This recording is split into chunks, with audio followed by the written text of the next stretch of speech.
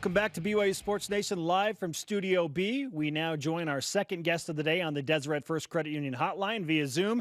She is the head coach of BYU women's volleyball, headed back to the NCAA tournament as the number 16 seed Heather Olmstead. Coach, congratulations on another WCC championship, first and foremost, and on another trip to the NCAA tournament. Thanks very much. We appreciate it and happy to be here. Okay, maybe I buried the lead here by not asking this first and foremost, but how much do you miss being interviewed by Jason Shepard in the middle of a match? It is kind of weird.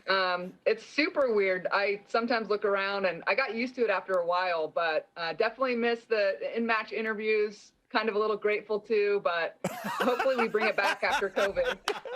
It's coming back. It's coming back, Heather. And I appreciate your honesty as well. Hey, it's hard. It's hard to do your job and then have to step out and do interviews. I get it for sure. Okay, let's start with the fresh news for BYU volleyball. Again, number 16 seed. What were your emotions when you found out that the Cougars were the number 16 seed and facing either Rider or UCLA in the second round? Yeah, it was exciting. It was interesting because you see the 10, 11, 12, 13, 14, 15 seeds start to pop up, and you're thinking, okay, are we going to get a top 16 seed or are we not? And then when 16 was the last one left and our name popped up, I was happy for the team, happy for the group, for the program, and it was just an exciting moment to be together and get to celebrate that. You obviously will get the bye, so you get to see the two teams that play each other that you will face the winner of. Rider, UCLA, how do you feel about each matchup? How do you match up against each team? Yeah, I think as we'll dive into it a little bit more this week, don't know a ton about Rider. We'll have to look into them and what they've done this season. Know a little bit more about UCLA just from watching more of their matches throughout the year. But I like whoever we're playing. We're gonna be ourselves. We're gonna play BYU volleyball, so nothing's gonna change on our end. We are who we are. So we're looking to just get better this week, keep working on honing our crafts in the gym, and play our very best next week against whoever wins that first match. What's the timetable for your entry into the tournament bubble in Omaha, Nebraska, in that isolated location? Yeah, it's Monday we'll take off. The teams that play first round will leave Sunday. Teams that play second round will leave Monday. It's they're calling it a controlled environment. It's not a bubble, but we are all in Omaha. So for us, it's no different than the way we've really been going about this whole season. It's a controlled environment as best we can and trying to stay safe and healthy heading into the tournament. So I think it's going to be exciting. I realize that, everybody's had to deal with this on some level, but with such an unusual season, how rewarding does it feel to be back in this situation, having gone through the last couple of months? Yeah, extremely rewarding for the players and what they've been through. And looking back to June, I want to send a huge thank you out to our administration, Tom Hummel, Brian Santiago, President, Vice President, President Worthen, that got our athletes back on campus. They made a push to get us back in June, July, not knowing if we were going to play in the fall. We were obviously preparing to play in the fall, and they made a huge push. And so to see us, get our season pushed back and postponed and work through the fall, it's extremely rewarding because I know what these players have gone through and the ups and downs that we've experienced, the trials and tribulations. And so I'm happy for our players. They stayed the course. They stuck with the plan. And they were resilient and they played well. We keep getting better.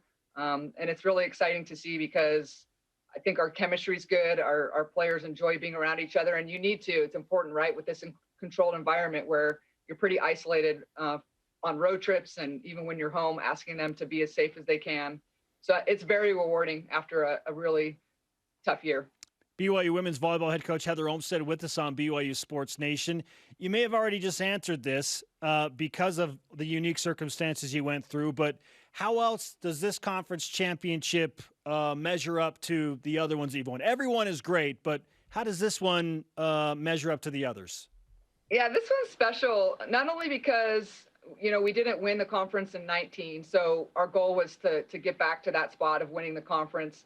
That makes it special. But then to do it when you didn't get voted preseason favorite, no one's really talking about you. I think all those things play into it. Being a little bit of the underdog, not really knowing what was going to happen with COVID and people stepping into different roles and positions, and that happening on our team in season where we had, people playing in certain spots and having to move around because of certain things. So definitely special for this group.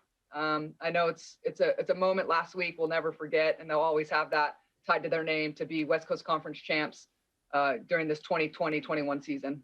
What does it mean for the program that as of right now, everybody's planning on being back next year? And can that have an effect on this postseason run as well?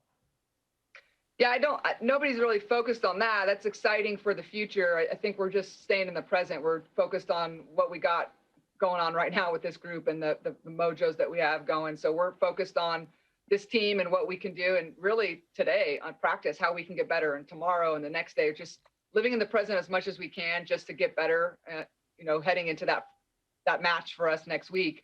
And next year will be next year, and we'll figure that out when it comes. It's exciting to think about the future, the recruits that we have, the people that we're adding to our program. The future is definitely, bright, but trying to stay in the present as much as we can.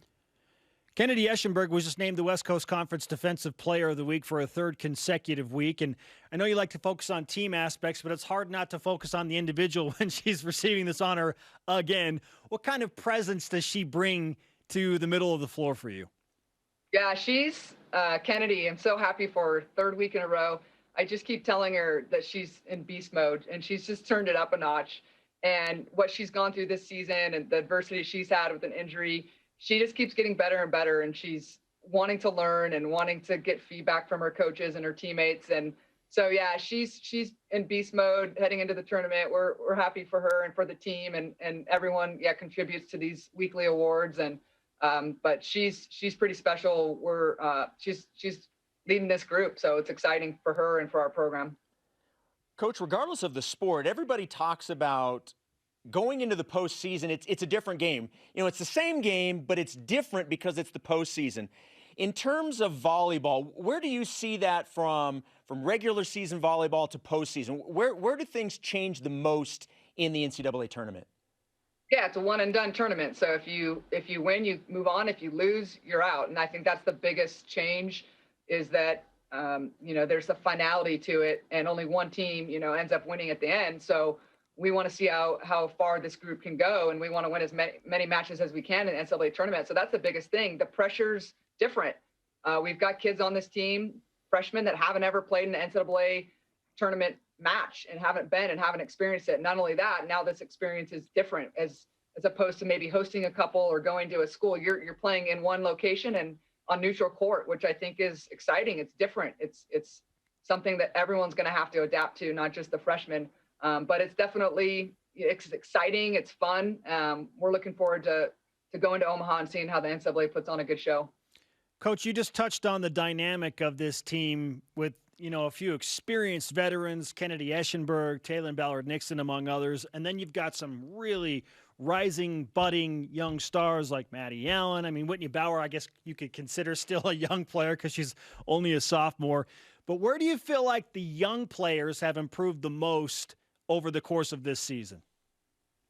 Yeah, volleyball wise, I think we've definitely improved in our serve and pass game, which has really helped us offensively. I think we've developed into a team that has multiple weapons, where we have people that can score in different spots, and that helps us. When maybe someone's struggling on one day, we can go to another person, but when we're all on, we're pretty dangerous, I think. And then not only that, but I'd say off the court, just maturity. We've asked them to kind of mature a little bit. And obviously this year with the pandemic and COVID has helped us accelerate the maturation process. But their ability to handle and process information and be a little bit more mature, I've seen that over the year. Not on the court, just the serve and pass offense continuing to get better every day. How much fun is this right now? I mean, this is what you guys play for to go. And I know that this program does this every year, but how much fun is this to be at this point of the season and know what is possible for this team? Yeah, it's different this year because of things getting taken away and not knowing the future, not knowing if you're going to play. I think people could see that when we won the conference last week and were able to enjoy each other and cut down the nets and be at home and celebrate winning a championship. It just feels sweeter because of the adversity that everybody's been through and the unknown and the uncertainty. And that's really what's uncomfortable, is not knowing what's going to happen. And I think our team has handled it really, really well. And so it is a ton of fun. And that's what our goal is, just to have fun this week and get better. Looking forward to Omaha. We have some fun things planned. Even if we have to be in our rooms, we've learned from women's and men's basketball that have just been in the tournament, the things that we can do to create fun connections with each other. So we're looking forward to implementing those in Omaha next week and having as much fun as we can, even though we'll be a little bit separated in some separate rooms, but we're gonna make it a big old party in Omaha. Well, hey, look, and Coach, I've got some good news for you. Speaking of fun in Omaha, because we all expect this team to continue to advance, I'm going to be in Omaha next week with BYU baseball. So if you just happen to want to do an interview, I'm going to be in town. So we got some tickets for you. Come on, we got some tickets for you. All right. Yes, okay. Shep, let's do this. Hey, Coach, we appreciate the time. Congratulations again on a fantastic season. And I'd be lying if I said I didn't kind of hope for you to play UCLA so that you can bring some vengeance for what happened against men's basketball. So if you're cool with that, let's do it. Thank you, guys. We appreciate your support. We're excited. You got it. Heather Olmstead on the Deseret First Credit Union Hotline. Deseret First, you know why we show how. Oh, wait a minute. You want a team that beat BYU to lose because they beat BYU? That is ludicrous. It is crazy. It's different. It is not different. It is different. It's not. Come on.